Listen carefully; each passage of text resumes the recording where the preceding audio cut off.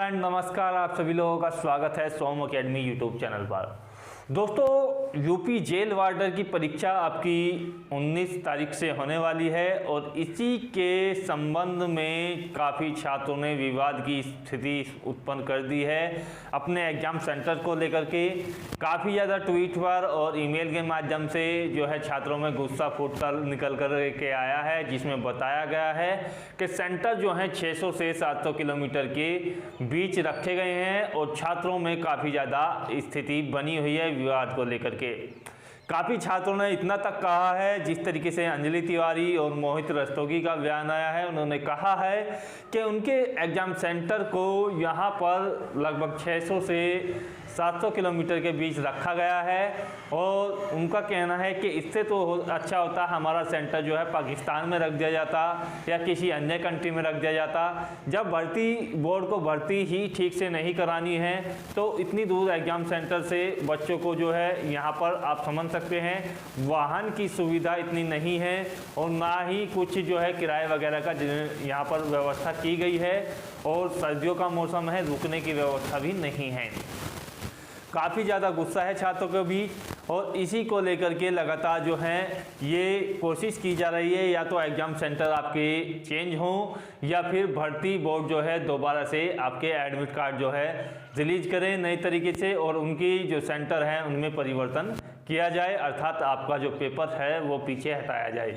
फिलहाल भर्ती बोर्ड ने क्या कहा है उसके बारे में समझ लेते हैं। तो भर्ती बोर्ड ने स्पष्ट कहा है कि तय समय पर आपकी परीक्षा होगी और आपके एग्ज़ाम सेंटर में जो है चेंजेस नहीं किया जाएगा।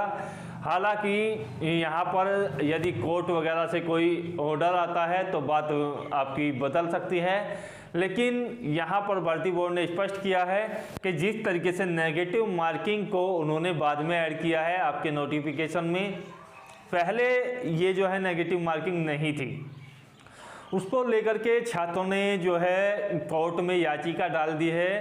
कि जब जो है इसका नोटिफिकेशन आया था और बाकायदा उस नोटिफिकेशन की कॉपियां वहां पर दिखाई गई हैं तो उसमें नेगेटिव मार्किंग को लेकर के कोई भी चर्चा नहीं की गई थी। लेकिन यहाँ पर किया है भर्ती बोर्ड ने, अभी 3 से 4 दिन पहले स्पष्ट किया है कि आपकी जो नेगेटिव मार्किंग की प्रक्रिया है वो इस भर्ती के लिए लागू रहेगी।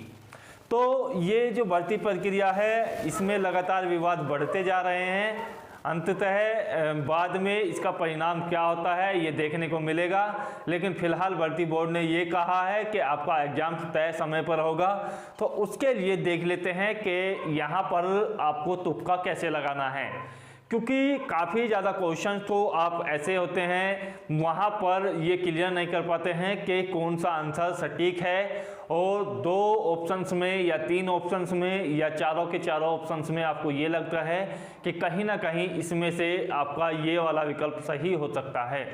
तो उसकी असमंजस की स्थिति को दूर करने के लिए सही अचूक विधि आपको बताई जाएगी, जिस विधि का प्रयोग कर करके आप जो है 80% जो है तुक्के सही तरीके से लगा सकते हैं। लेकिन ये जो विधि है कुछ विशेष नियमों पर आधारित है, तो आप इसको समझिएगा। तो ध्यान से वीडियो देखने के बाद शेयर जरूर कीजिएगा। साथ ही साथ मैं आपको स्पष्ट कर दूं कि जेल वार्डर का जो आपका ये एग्जाम होगा बिल्कुल यूपी पुलिस कांस्टेबल की तरह ही होगा और उसी के अनुरूप आपके सभी क्वेश्चन्स आएंगे। तो जो यूपी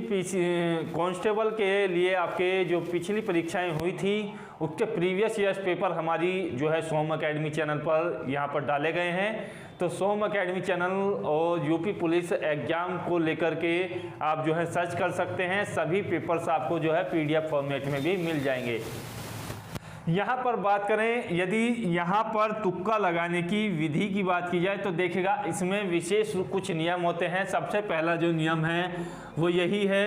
कि इसमें हमें जो है नेगेटिव मार्किंग से बच कर के और अपना तुक्का सही लगाने के लिए इस नियम का प्रयोग करना है। तो सबसे पहले आपको क्या करना है, सबसे पहले वो क्वेश्चंस करने हैं जो आपको बिल्कुल सही तरीके से पता है, जिसमें आप सॉल्व कर सकते हैं या आपको उनके आंसर पता है। तो पहले वो आप अपने क्वेश्चन जो है क्लियर कर लीजिएगा। उसके बाद शेष जो बचे हुए क्वेश्चंस हैं, बचे हुए क्वेश्चंस में से आपको जो है अपना यहाँ पर चुनना है वो सब्जेक्ट जिस है बेहतर स्कोर आप कर सकते हो, या जिसमें आपको जो है बेहतर नॉलेज है, तो वो सब्जेक्ट आपको दूसरे नंबर पर चुन लेना है। जैसे कुछ स्टूडेंट्स का जो है गणित ज़्यादा बेहतर होता है, कुछ स्टूडेंट्स का जो है हिंदी ज़्यादा बेहतर होती है, कुछ स्टूडेंट्स की जो है रीजनिंग ज़्यादा बेहतर होती है या जीके बेहतर होती है। तो सेकंड नंबर पर आप उसको चुनिएगा जहाँ से आप जो हैं ज़्यादा से ज़्यादा क्वेश्चंस आपने किए हैं या आपका फेवरेट सब्जेक्ट है। तो यहाँ से क्या है, आपको बचे हुए क्वेश्चंस उठा लेने हैं उस सब्जेक्ट के।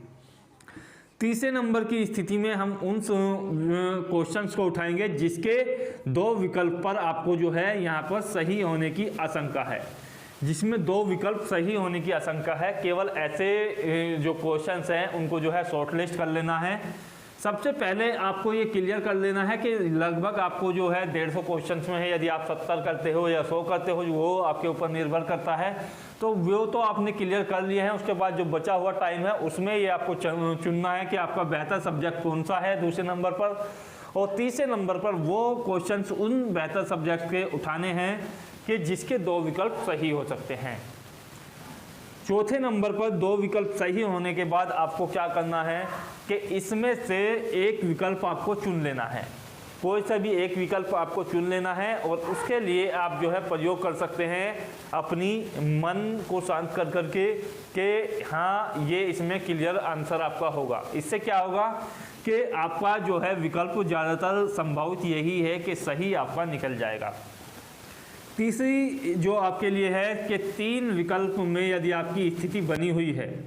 3 विकल्प में आपकी स्थिति बनी हुई है कि क्योंकि क्वेश्चन के 4 विकल्प हैं और 3 विकल्प में से कोई सा एक सही है ये आप जानते हो, एक विकल्प को आप क्लियर कर सकते हो कि ये बिल्कुल आपका सही नहीं होगा, तो उसको आप छोड़ेंगे। 3 विकल्प पर आपको विचार करना है।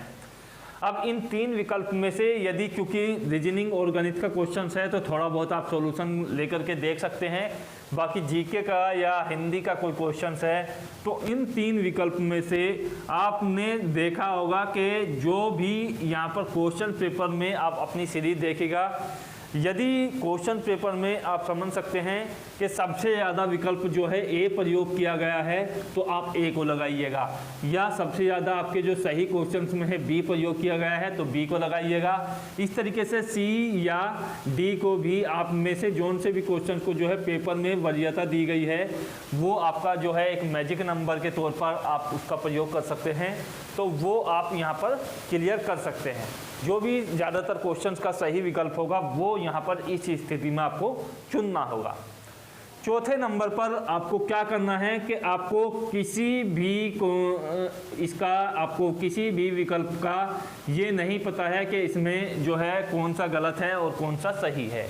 तो वो क्वेश्चंस आपको क्लियर जो है यहाँ पर छोड़ देना है, और उसके लिए आपको जो है यहाँ पर झंझटबाजी नहीं करनी है, क्योंकि आपको जो है फिर आप जो है नेगेटिव मार्किंग का शिकार हो सकते हैं और आपका जो पॉजिटिव नंबर है वो भी यहाँ से कम हो सकता है। तो ये जो है एक टेक्निक है, थोड़ा जो है प्रयास किया जाता है तुक्के लगाने के लिए इस विधि का। इसमें जो है आप प्रत्येक नियम को ध्यान से समझ करके आपने समझ लिया होगा, और वीडियो को शेयर भी कर दीजिएगा। और विकल्पों का प्रयोग करते समय बिल्कुल सावधानी आपको करनी है। यदि आपको यहाँ पर स्कोर बनता है लगभग 60% से अधिक तो आप इस विधि का प्रयोग कर सकते हैं। यदि आपका स्कोर बनता है यहाँ पर 70 से 80% के बीच तो आप इस विधि का प्रयोग कर सकते हैं, लेकिन यदि आपका स्कोर जो है 50% से कम है तो आप इसके लिए करें या ना करें, लेकिन आपकी जो है सफलता बहुत ही कम चांसेज हैं। हो सकता है यहाँ पर तुक्केबाजी में आपको जो है रिजल्ट अच्छे मिलते हैं। यदि इस विधि का आप प्रयोग करते हो तो यहाँ पर लगभग 60% इसके रिजल्ट आपको आसानी से मिल जाते हैं, और आपकी जो नेगेटिव है मार्किंग है वो 25% की है, तो कहीं ना कहीं आपको जो है यहाँ पर लाभ मिल जाता है 35% का, जो काफ़ी ज़्यादा होता है। यदि आपके 5 से 4 नंबर भी इसमें बढ़ जाते हैं तो बहुत ज़्यादा इंप्रूवमेंट आप लोगों के लिए मिल जाता है। आशा करता हूँ वीडियो बेहतर लगा होगा, शेयर कीजिएगा। सबसे पहले पेपर का सॉल्यूशन आपको हमारे चैनल पर प्रोवाइड किया जाएगा। जय हिंद, धन्यवाद।